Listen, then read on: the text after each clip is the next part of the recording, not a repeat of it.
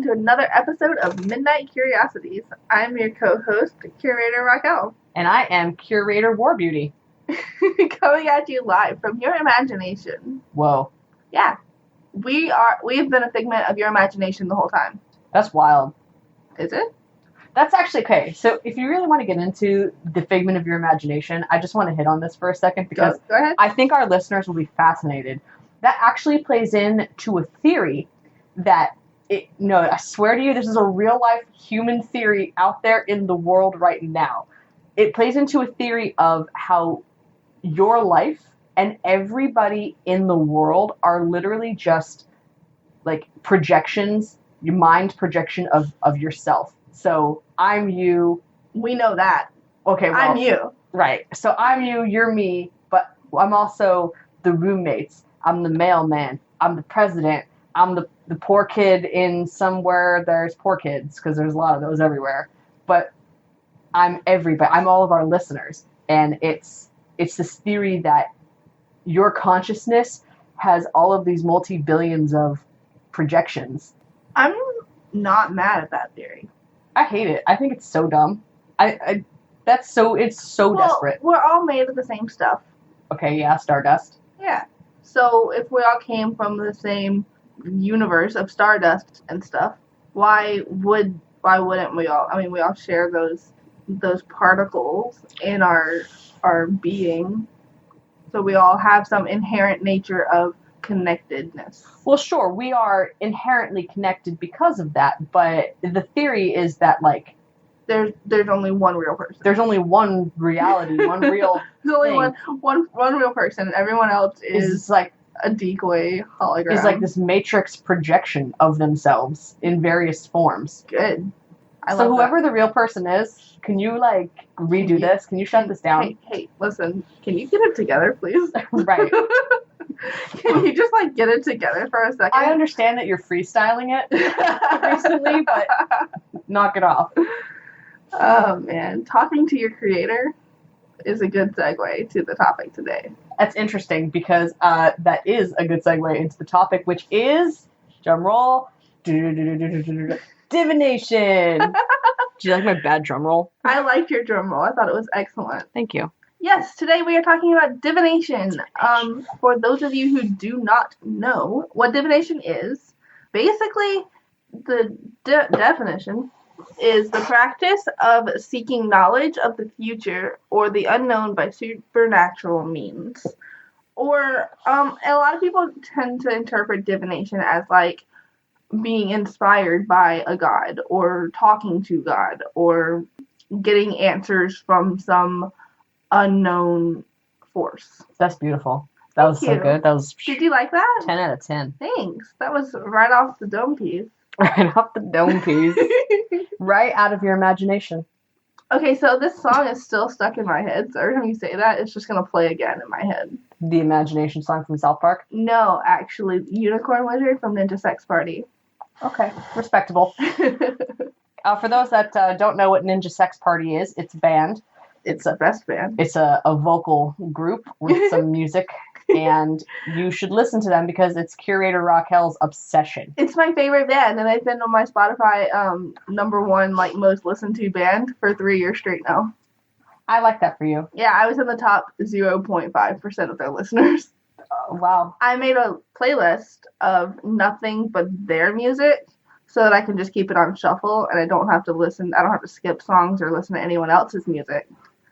I can just listen to music I actually want to hear. I just want listeners to know right now, before we get back into divination, that she just made that admittance on a podcast, which will be broadcast internationally. Thank you to all of our listeners in Europe. We see you. We love you. Shout out. We do, yeah. But I get called the cyber stalker because I'm obsessed with Black Veil Brides and Andy Black, but I'm not in their 0.05% of listeners. Then do you really love Andy Black? Wow.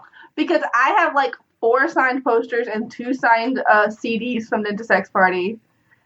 Anyways, divination. Yes, okay, divination is what we're talking about today. No getting off topic, no putting me on blast.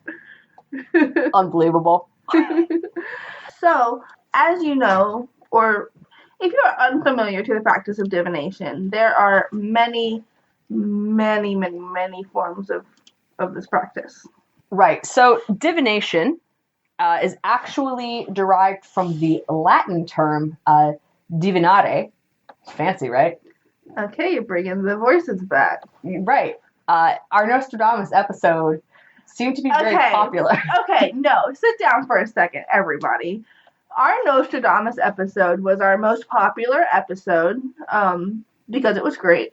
But Curator WarBeauty has 100% convinced herself that episode's popularity is solely due to her French accent.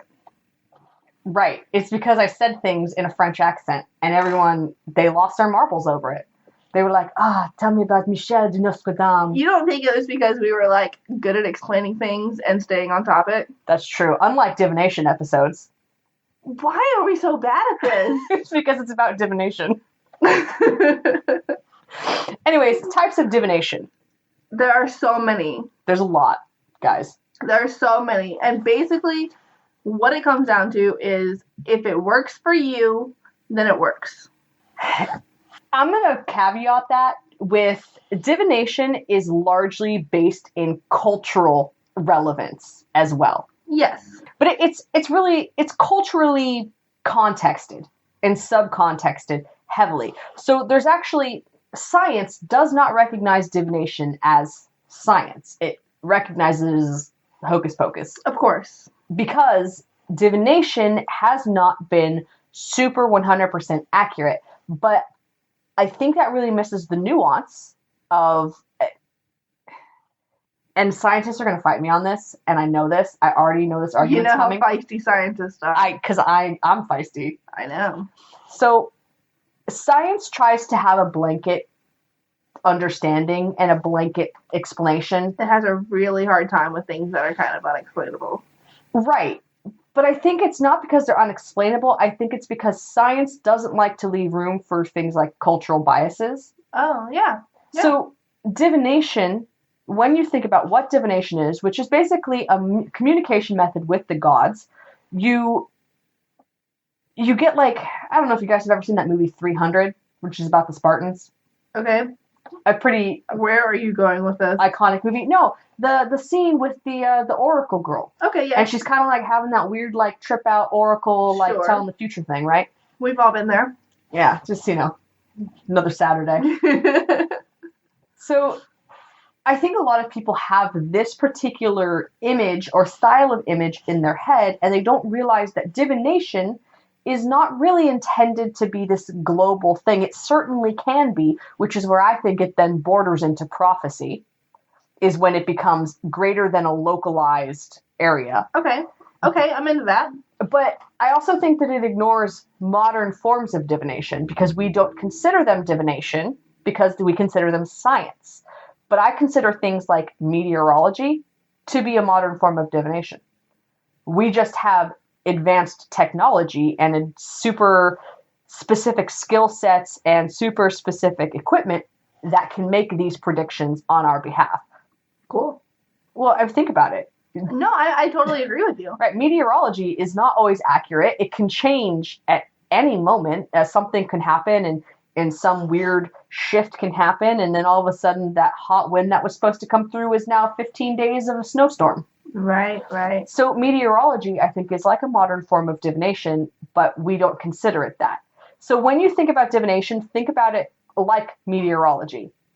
That's what I'm trying to build the correlation here. Yeah. Okay, I get that. Yeah, make it science. Right. It is definitely science, but there is some amount of predictive guesswork that has to go into it that you have to base off of cultural or geographical understanding.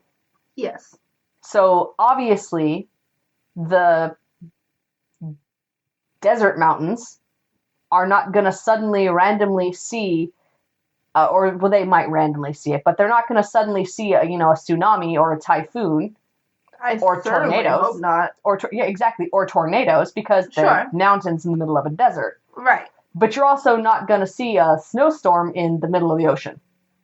Cool. You certainly can, and there are isolated incidences of these phenomena happening, but typically that's just not how it works. Right. Because of geography. Right. So divination kind of works the same way based on geography and kind of cultural context of exactly. You get different outcomes. Right. So I'm saying if a volcano explodes near you and you don't live near a volcano, maybe consider moving.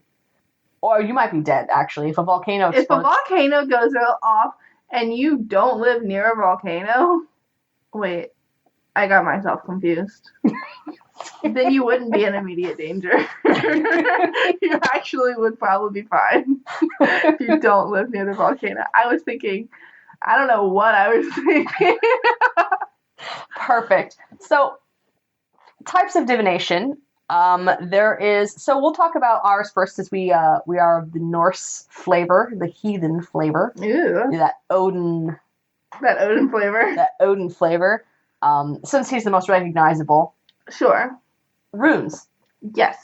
That is, so there are a couple of different types of runes. You have your Elder Futhark, which is like the old runes. The OG runes. The Odin runes. The Odin runes. Right. And there's 24 of those bad boys. There are.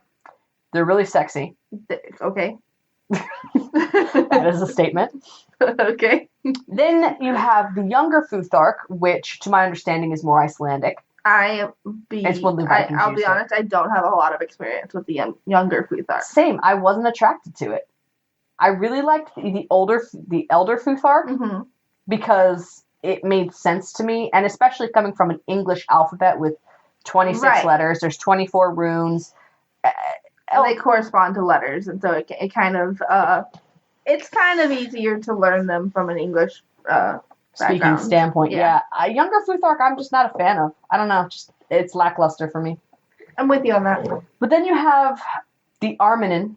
The what? The Arminen. I'm the worst Norse practitioner ever. I don't even know what you're talking about. I think everyone says the Armenian, but I think it's Arminen. Because Armenian is like a kind of person. It's a culture. Okay. Anyway, that's a racist Futhark, so you don't want that one anyways. That might be why I don't know about it. Right. Okay. So, you have your runes. Right. That's for the Norse kind of culture. So that would be for heathens, Norse pagans. I mean, technically anybody can use the runes, but I think you'll get the most out of it if it's part of your actual practice. Right. There's definitely historical and cultural bias and significance to understanding what they meant and why they were created the way they were. Right.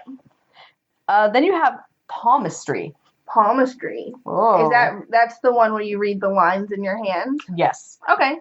You're like palm reading. Absolute junk at palmistry. Oh, really? Don't understand it. People who can look at my hand and tell me things, that's real magic. That's spooky. Yeah. You're a wizard. I've never been able to do that. Yeah, I'm not smart enough for that. Well, maybe it's not your culture or context. Actually, I actually don't know a lot about palmistry, if I'm going to be really honest with our listeners. I don't know much about its origins. I know what it is associated with because of Hollywood bias, but how much truth there is to its origins and who practices it, because of my Hollywood lens bias, I couldn't tell you. That's fair and respectable. Right. What else you got? There's tarot. Very popular. Very, super very popular.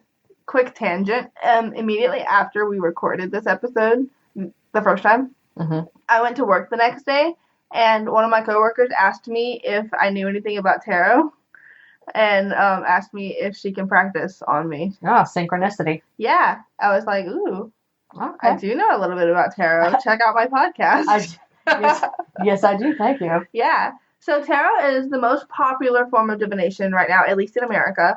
I think it's because it's easily accessible. You know, you can buy tarot cards at the bookstore. Yeah, you can buy tarot cards at Barnes and Noble. That's the bookstore. That's the bookstore. Okay, listen. I may be stupid. Yes. So you can get access to tarot cards very easily. Because they're so popular, there's plenty of resources on how to use them. I think tarot is interesting because there's a very specific, similar to runes, there's there's 24 runes, there's however many tarot cards, and that doesn't change. And each card has its own meaning or whatever. I don't know. I've never done it. I've had my tarot cards read before. Yeah, I've had my tarot cards read, but I've never done tarot either. Again, so tarot to me was really complicated. Really? Yeah, it was a little too complicated for me to really like memorize and figure out. I think because I don't have a lot of cultural context for tarot. I grew up primarily in a Christian background, as our listeners know. Right. So tarot was that like witchy thing that you weren't like supposed to do. Right. So I never really fully invested into systems like Wicca, where tarot is very heavily practiced. Yes. And so when it was later and I was, exploring my paganism and exploring shamanism and priesthood and all of these things, tarot never clicked for me because I just like wasn't you impressed. said, it was part of like the Wicca whole situation. Right. And that doesn't fit with what your practice is. So it's just not a fitting form of divination for you. Right.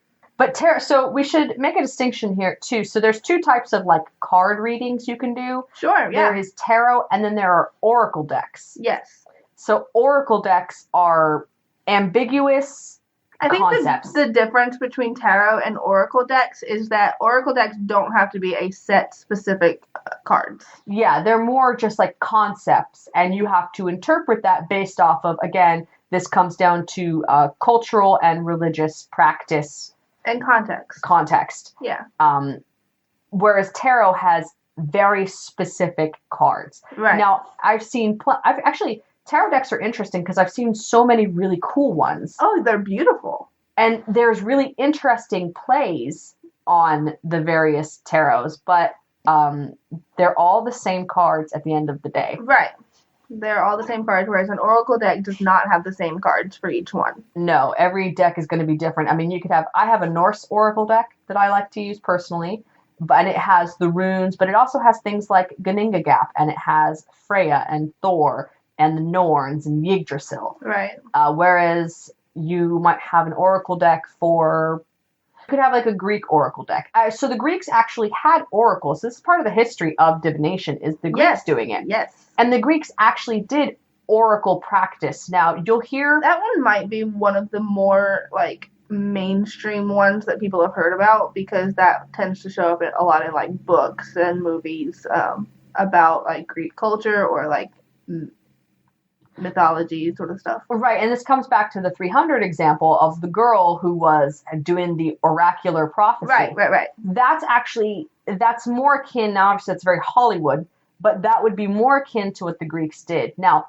for those out there who don't know, when you hear someone refer to Greek practitioners, Greek cultists, Greek religious followers, they're Hellenics or Hellenistic.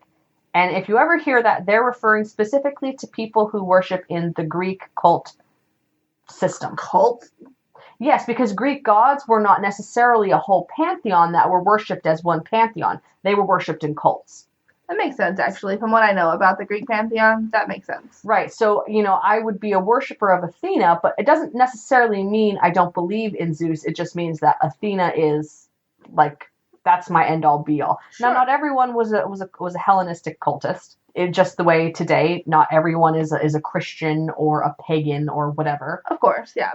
So their rules still apply to them, but they were definitely worshipped in cults, not as an overarching pantheon, which I think is really fascinating about the Greeks.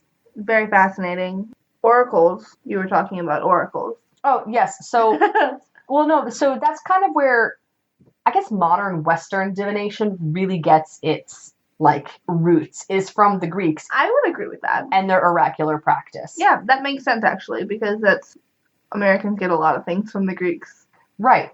So it's interesting, too. So in the Norse practice, there is something called oracular save. An oracular save there is a seer or a seeress, and they sit up on what's called the high seat. And there's a whole ritual that's done for it. But they sit on this thing called the high seat, and they are prophesying or divinating for the people who are attending this particular ritual. That's cool. Yeah, it's really interesting. It's, again, cultural context, and I don't recommend anyone just go out and start, practicing oracular anything. No. I don't recommend. Well, I think divination is like many practices. It's a skill that you just have to build up, and you have to learn what you're doing and practice different things until you find what works for you. Absolutely. And I want to keep this in mind, too, for everyone listening. Divination is not an easy skill. It's not. So and we'll do a future episode on psychic abilities and like flexing psychic muscles, but really this comes down to understanding and flexing your psychic muscles. Not everyone is naturally talented in the particular divinator or psychic abilities that are required for divination, and there are specific ones that are required for divination, make no mistake. It is taxing, it's exhausting, the amount of energy and time and yourself that goes into an oracular session, especially when you're doing things like oracle for the Greek and when you're doing oracular sage. Sure. So when you're prophesizing or soothsaying, as it's known, for other people, this is an incredibly exhaustive work. And it's not just some hocus pocus anyone can do. Right. I really want to make that clear. I also want to make clear, sometimes you will come across people that are very naturally gifted at it and are super good at divination and super in tune with everything that they're doing. Don't let them get you down. Some people just have a natural talent. Don't compare yourself to others. Do your own thing. Sure, and we'll explore this in the future more. But to those who are interested in trying divination, try it. You might be naturally talented, or you might need to learn the technical skill because there is technical skill involved. Not everyone is born Van Gogh, but you can teach anyone the technical skills of a painter that Van Gogh had. Right. So again, like she said, don't let that get you down. Just because you aren't, it doesn't click for you right away, it doesn't mean you can't build the muscle or learn the skill. Divination is a lot like learning a new language. You have to figure out, different contexts. You have to figure out meanings of different symbols and different things. I'm really glad you said that because this is a really great way to get across to people the seriousness of divination, and it's not something you take lightly. It's not easy. But it is learning. But it's rewarding. It is learning a new language because you have to learn the language of the gods. Right. And this is where I think science gets it wrong in that they try to have a blanket explanation for everything, but everything is not the same gods. My gods are not your gods, are not their gods. Of course. So our gods all speak different languages, and you have to keep those contexts in mind. I guess where science keeps running up against a wall here is that they like to have a set formula for everything. Right. And with divination, you just simply can't because there's very different formulas and it's all very minute details and very nuanced. Yes. There are mechanisms of divination that are pretty much across the board that you can use in a base scientific explanation or formula. Sure. But once you start looking at that formula and getting into the X's and Y's and all of the math parts, I don't know math, so. Yeah, keep talking about math. I was really excited to see where that one was going. But when you start looking at the actual form, the show your work version of that formula, it's all down to cultural context and what god you're speaking to. Yeah, absolutely. So real quick, do you want to just kind of burst through a few more of the divination methods? Yeah, absolutely. Mostly because I actually don't partake in any of the ones we're about to list. Cool. Well, no, that's not true. I can do 2 of them, but for the most part, I just want you guys to know, I personally do oracular divination. So oracle decks and literally seeing and prophesying in a ritual. Right. And I also use runes. Those are my big ones. But I just use the runes, and honestly I'm not super good at it, and I'm still learning, and I will be learning for a long time. Takes practice. Yeah. So if you want to get into some more forms of divination, a popular one that I guess a lot of people would know about it because it was in Harry Potter. Yes. Is tasseography, which is reading tea leaves. Yes. So for those who need a refresher in Harry Potter, when Harry and Ron are in their divination class, and Hermione, of course, is the skeptic, and she says this is all hogwash, which is funny coming from the magical world. Right. So she says, oh, this is all fake because Professor Trelawney looks into Harry's cup and sees the tea leaves and she sees the grim. Yeah. Right. So, but that's how tasseography goes. It is. So basically, for tasseography, you make a cup of hot tea with loose leaf tea, and I guess drink it, and then whatever shapes that the tea leaves form at the bottom of your cup, you can look into that and interpret it into specific meanings.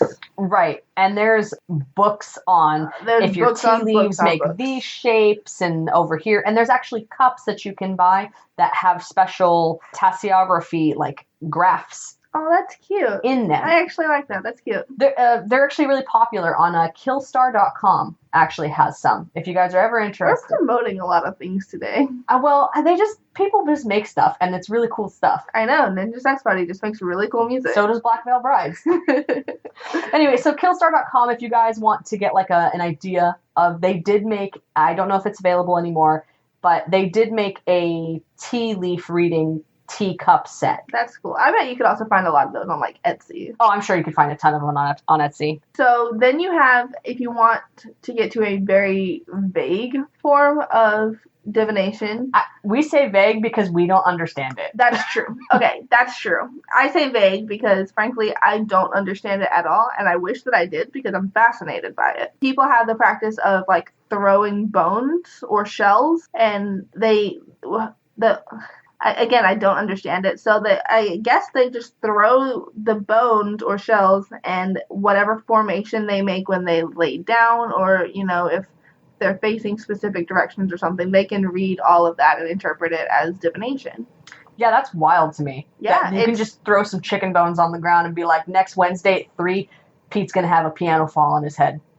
Do you think there's like a scale of like easy divination to the hardest divination? Absolutely. So I would put that one at the top, like, or one of the top ones, just like that. That seems like a pretty hard divination to master. I agree, but I think that's simply because you're dealing now in like Santeria, you've got hoodoo, you've got voodoo. So Latin American, so South American and African practices are ones where this is actually really prevalent. Yeah. And if you don't know the cultures, right. How are you going to know about... So that scale is different for everybody. Oh, I think so. Okay. That makes a lot of sense, actually, because, I'm not in those cultures, so it doesn't make sense to me, but that doesn't mean that it's not, like, just intuitive to some people. Right. So we can be saying this, and some Santeria practitioner out there is going to be like, what are you talking about? Like, chicken bones was easy, but runes, who knows about that? Listen, if you figure it out, you tell me, man. Right. So then you have, so a very broad word is scrying. Sure. Which is basically the practice of looking into something or at something and finding an answer within it. Yeah. So the more popular forms of scrying, because scrying is a very broad word that covers a lot of different things. I would say the more like well-known form of scrying would be like looking into still water. Still water, mirrors. Mirrors, yes. Crystal balls. Of course. Pendulums. And pendulums is another form of scrying. And actually, I'm going to make this argument, and feel free to disagree with me, but I think spirit boards... I always feel free to disagree with you. I know. I think spirit board is another type of scrying. Okay. Okay. See? Look at that face. Okay. She's like, I could see it, but not really. I see your thought process on that. Thank you. So spirit boards, for those that don't know, is basically you just it's a board with different letters on, or different symbols, letters, numbers, symbols, all kinds of things that they're guided by the dead. Theoretically. Okay. We'll do a whole episode on spirit boards. We will do a whole episode on Ouija We have boards. opinions on those. We do have opinions on them, but the most popular one would be like the Ouija board that people know about. Right. That it would be the one everyone knows. But spirit boards, there's a whole bunch of them, and they are a valid form of divination. They are. I had never considered them scrying before, but I'll allow it this once. So beyond that, this is another interesting one, is throwing lots. Yes, casting lots. Casting lots. Oh, my bad. Sorry. You throw the bones. That's actually prevalent in Jewish tradition Oh, is interesting. casting lots. Okay, and so what is casting lots? Or mean? Hebrew. I don't know if it's Jewish anymore so much as it is a Hebrew tradition. Okay, sure. So casting lots, I've actually seen this done. It's really fascinating. And it's like throwing dice. Okay, yeah. Or so they like reach into a bag. The lot can be pretty much anything. I've seen people throw dice, dominoes. Right. Anything that I guess calls to the caster. Right. I'm sure there's limitations. I think lots too is like oracular, or at least my experience with it with someone who was Hebrew and practiced like very old Hebrew religion and old Hebrew paganism. The way they did their lot casting was very akin to like oracular save. Mm-hmm. So it was a whole meditation ceremony that went into it, that everyone got into a headspace. The divinator got into a headspace, and then you would present your question respectfully, and then she would cast the lots and tell you whatever they said. That's very interesting. It was really neat. Oh, another form of scrying, I guess scrying, or divination in general, reading flames. Oh, yes. Candles and stuff. That would be scrying, yeah. Scrying flame. I practiced with that a little bit when I was first getting into paganism. Yeah, that's one we forget about because it's not so prevalent anymore, but smoke readers. People that look into the flame and can see shapes and everything in the smoke, and it'll tell you. And so I don't think that they can look into just any flame, personally. I think that they had special herb concoctions. To be like their flame? No, I think they had special herb concoctions that made flames have specific behaviors. Oh, that's interesting. That they would then interpret. That's cool. That's super cool. Because you ever see when you see them and they just like throw things into the fire? Yeah, it's like a very like witchy thing to do. It's just throwing things into the fire. Right. And then reading it. Right. Well, I don't think that they're just throwing like dirt in there. I think it's actually a specific like herb concoction. That makes sense, actually. That makes a lot of sense. So the final one that we have on the list today, and obviously we didn't cover all of them. There are other forms out there that are, I guess, a little lesser known to us. Numerology. And we'll have a whole episode on numerology because it's a big topic. A Curator WarBeauty is going to just mess that one up, you guys. I have dyscalculia. And numerology and we ain't homies. No, but I think in broad terms, numerology is basically finding meaning in like repeating numbers or sacred numbers. Like 333, 666, 777, 111. Right. I've seen like 2222. Yeah, like 1111's a witching hour. It's considered sacred. Right. Number-wise. It's definitely, this goes into like the Fibonacci sequence. Oh, yeah. This definitely goes into all that, and like Pascal's work with triangles, all kinds of stuff. Insert math terms here. Yeah, keep talking. Yeah. So, those are many different forms of divination, and each one has its own attributes. Each one has its own pros and cons. And each one is closer to a different culture than the next. So, let's actually talk about one type of divination that we haven't mentioned, because I think everyone equates divination to specifically like witchy or pagan. But are you talking about prayer? I want to talk about Christian divination. And this is something that I'm a big believer in mending the bridge between pagans and Christians. I absolutely agree with that. And helping in understanding of Christian practices by Christian practitioners, because it's really important. And so Christians absolutely do practice forms of divination. Now, they're not going to call it that. No, because divination is a metaphysical word. It's a naughty word. A lot of Christians tend to frown upon metaphysics in general. Right, despite the fact that they practice them.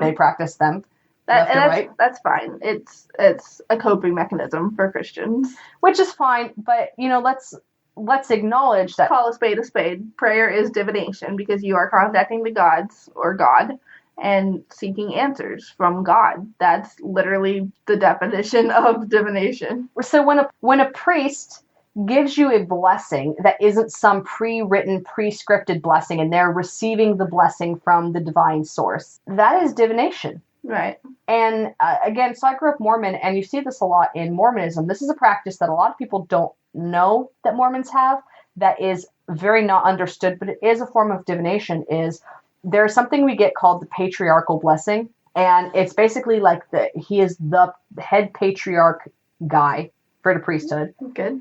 And he gives you a customized, on-the-spot divinatory blessing. Okay. And he basically, quote unquote, tells you your future or tells you your roadmap. Okay.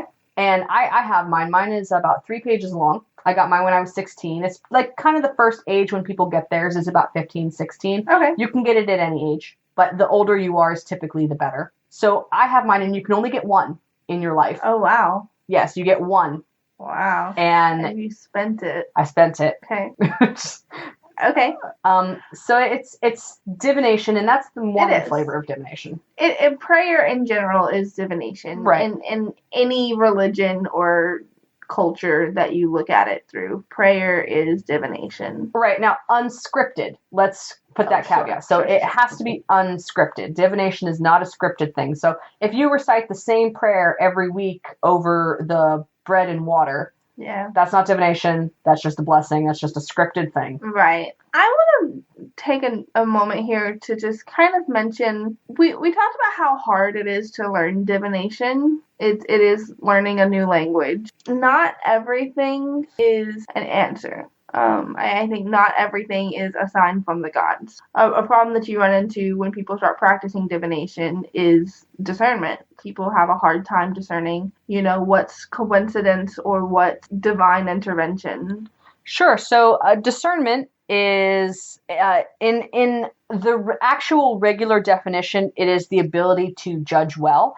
But and it says a Christian context, but in a spiritual context, it is perception in the absence of judgment with a view to obtaining spiritual guidance and understanding. Right. I look at discernment as a way to kind of step back and see, is this actual divinity? Is this actual, divine answers, or is it a coincidence? Do you believe in coincidences?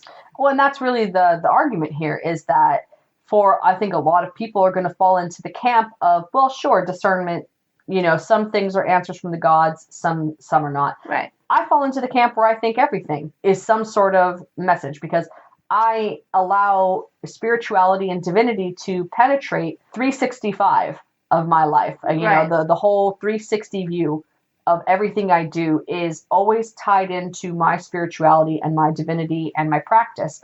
So everything is somehow related to that, or choices are made consciously based in that information. Right. Coming from a Christian background, I'm thinking back to how they kind of give God the credit for just about anything. He is, God is the ultimate source of any sort of anything, honestly. Sure, he's like the ultimate pool of... Well, right, and because Christians have the saying of, everything happens for a reason, or, this is all part of God's plan. Mm-hmm. At least Christians I grew up with. Right. And that basically takes discernment out of it and says this is all divine. Every aspect of your life is divine. And if that's how you want to live your life, then that's okay. If that's true to you. Right, but let's not confuse that, though, because I think that it's also, for those who are into that particular theosophy and that particular debate, it breeds a culture of unaccountability. That's what I was just about to say. Because you are me and I am you, we're projections of one another. You guys are going to learn this throughout the course of our episodes, but I am WarBeauty. I know that you think this is Rakkel, but I am WarBeauty. I am just a miniature version of her who came out of the woodworks, and we are the same. I just kind of I shimmied a little bit, and then I split via mitosis. Oh, good. That's what happened. Just a little bit of mitosis. And then I showed up. Right. I do think that giving God the power to have accountability for every action and consequence in your life separates yourself from the actual consequences of your actions. Yeah, it removes culpability. Yeah. And I personally not into that. Right.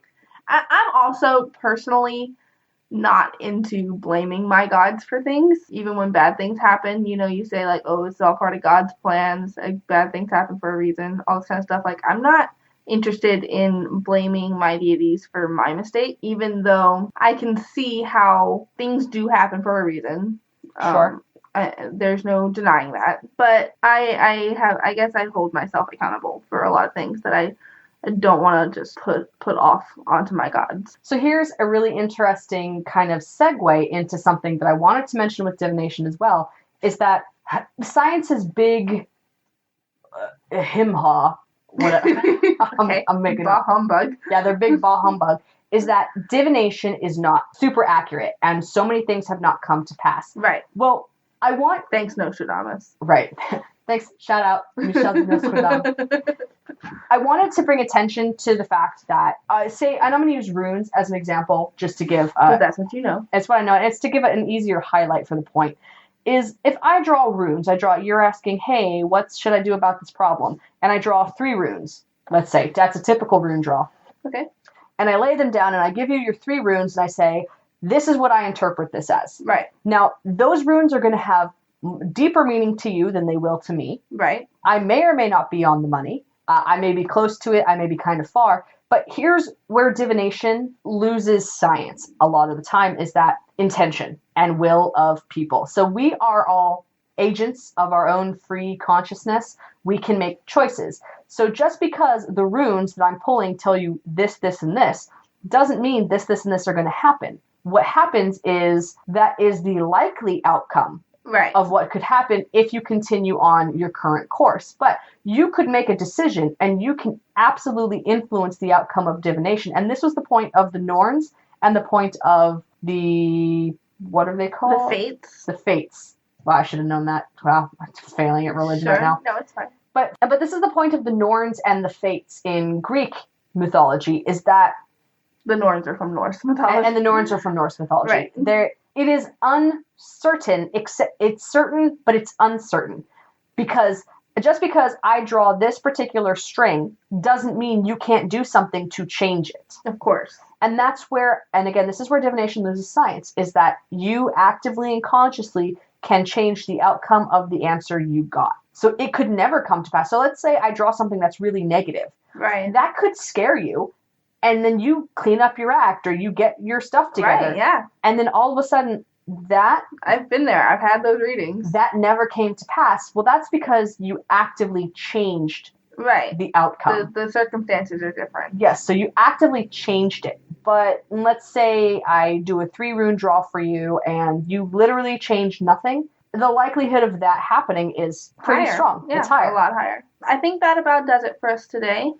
We're very grateful for you guys joining us today. This has been Midnight Curiosities. Midnight Curiosities is hosted by our parent company, One Eye Oddities, a new way to see magic. Yes, and let's give a shout out. I was getting there. Oh, well, I'm just going to sit over here in my corner then. At the end of our episodes, we like to shout out people that give us reviews because we love reviews. And this week, that shout out goes to Waylon98. He gave us a very good, very detailed review that, frankly, we appreciated more than you could possibly know. Yes. Thank you. Thank you so much for your review, Waylon98. And also to a friend of mine who didn't leave a review in public. Personal reviews. But a personal review. Big shout out to my friend, Emeritus. That's his screen tag. Name. Sure.